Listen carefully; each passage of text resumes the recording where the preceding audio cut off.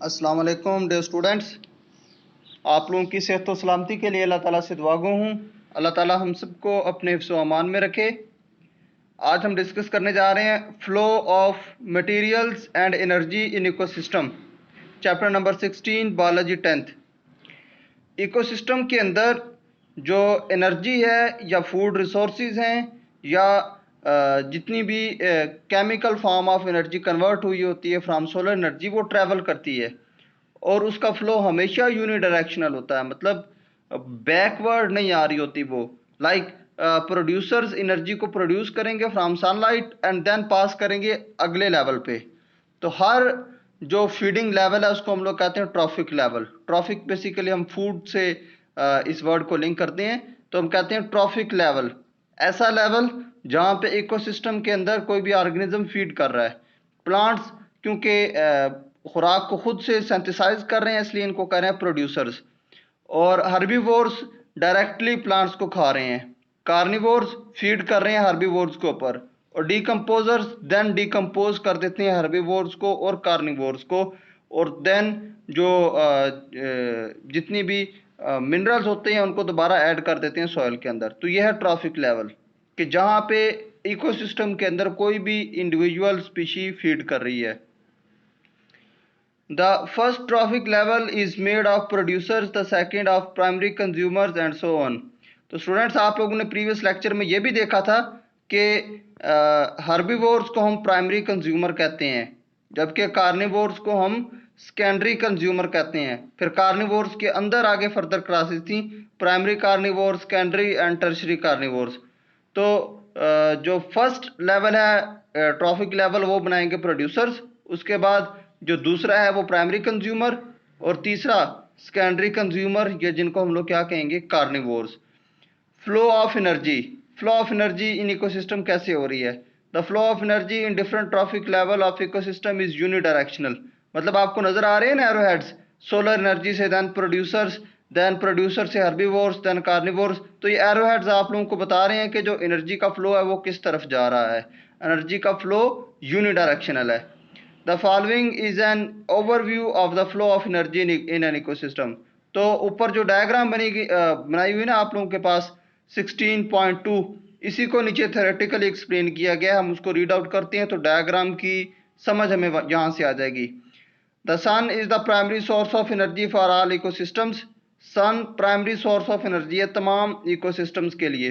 Producers get solar energy and transform it into chemical energy by process of photosynthesis.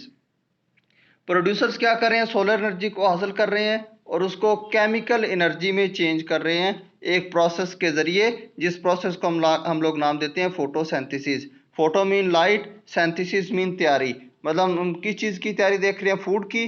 तो इसका मतलब है खुराक की तैयारी सूरज की रोशनी की मौजूदगी में प्लांट्स कर रहे होते हैं, क्योंकि ये क्या होते हैं? ऑटोट्रॉफ्स।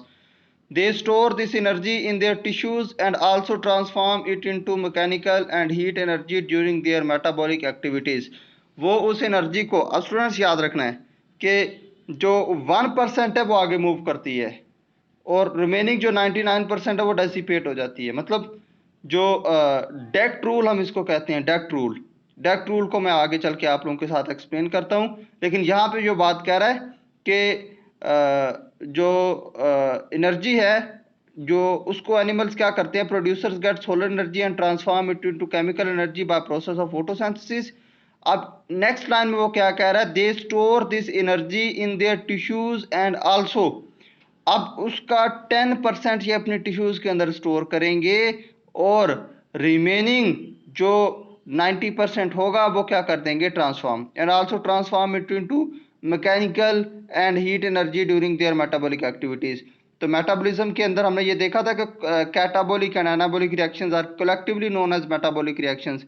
तो जो जानवर खुराक खा रहा है उसकी कुछ एनर्जी वो मैकेनिकल एक्टिविटीज में भी तो लगा रहा है। मतलब उसने चलना फिरना है, उसने दोबारा खुराक के लिए जो है वो अपने आप को हासिल करने के लिए खुद को प्रिपेयर करना है और हीट एनर्जी की फॉर्म में एनर्जी को डेसिपेट भी करना है। तो जो उसने खुराक खाई है उसका 10% उसने अपने पास स्टोर किया, बाकी उसने कुछ मैकेनिकल एनर्जी में यूज़ कर ली, कुछ हीट एनर्जी के फॉर्म में डेसिपेट कर दी।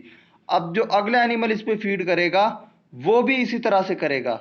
जो 10% उसका था वो 10% दूसरा एनिमल खाएगा, उसमें से भी ऐसे होगा कि वो 90% तक क्या कर देगा, उसको डेसिपेट कर देगा। मतलब जो कार्निवोर लेवल, जो लो टर्सरी कार्निवोर है, वहां तक एनर्जी बहुत कम पहुंच रही है फ्रॉम द स्टार्ट।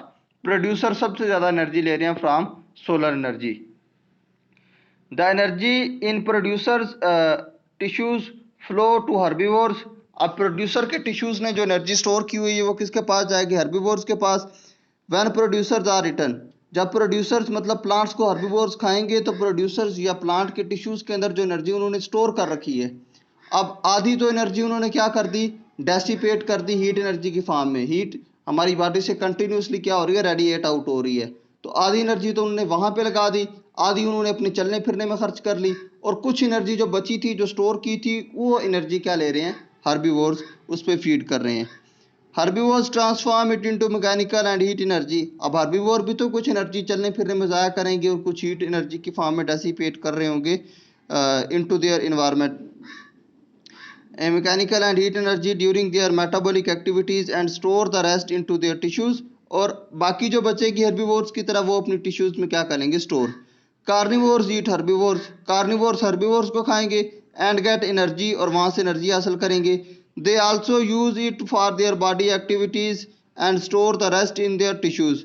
अब कार्निवोर्स भी ऐसे कर रहे होंगे कि कुछ एनर्जी को डेसिपेट कर देंगे और कुछ को क्या कर लेंगे, स्टोर कर लेंगे। After the death of producers and carnivores, the energy stored in their tissues is used by decomposers। अब यहाँ पे आप लोगों को नजर आ रहा है ना, हर्बीवोर्स और प्रोड्यूसर्स और कार्निवोर्स, इनको डिकम्पोज कौन कर रहे हैं, डिकम्पोजर्स। तो डिकम्पोजर्स हेल्प आउट कर रहे हैं इनको डिकम्पोज करने में, और दोबारा न्यूट्रिएंट रिसाइकलिंग में भी हेल्प आउट कर रहे हैं decomposers. The storage and expenditure of energy in an ecosystem is in accordance with the basic law of thermodynamics। Thermodynamic का लॉ क्या कहता है, energy can neither be created neither be destroyed but can be transformed from one form into another। कि energy ना तो हम create कर सकते हैं, ना ही उसको डिस्ट्रॉय कर सकते हैं, बल्कि एक हालत से दूसरी हालत में कन्वर्ट ज़रूर कर सकते हैं। तो यही काम हो रहा है ना यहाँ पे, जितनी भी केमिकल एनर्जी ले रहे हैं उसको ज़ाया नहीं कर रहे या खुद से बना नहीं रहे, बल्कि क्या कर रहे हैं, उसको एक फॉर्म से दूसरी फॉर्म में कन्वर्ट कर रहे हैं। In an ecosystem there is constant flow or transfer of energy from sun through the producers to the consumer and decomposers। अब क्या हो रहा है, कांस्टेंट फ्लो ऑफ एनर्जी है या यूनिडायरेक्शनल फ्लो ऑफ एनर्जी है। सनलाइट से प्रोड्यूसर, प्रोड्यूसर से कंज्यूमर्स, और फिर डिकम्पोजर्स के पास। कंज्यूमर्स में हर्बीवोर्स और कार्निवोर्स दोनों आ जाएंगे।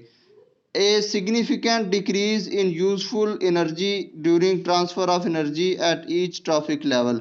कि हर ट्रॉफिक लेवल पे आप लोगों ने देखा था ना कि जो एनर्जी है वो क्या हो, डिक्रीज हो रही है। कुछ एनर्जी वो यूज कर लेंगे, कुछ को क्या करेंगे, स्टोर, और वही स्टोर्ड एनर्जी आगे क्या करेंगे, ट्रांसफॉर्म करेंगे।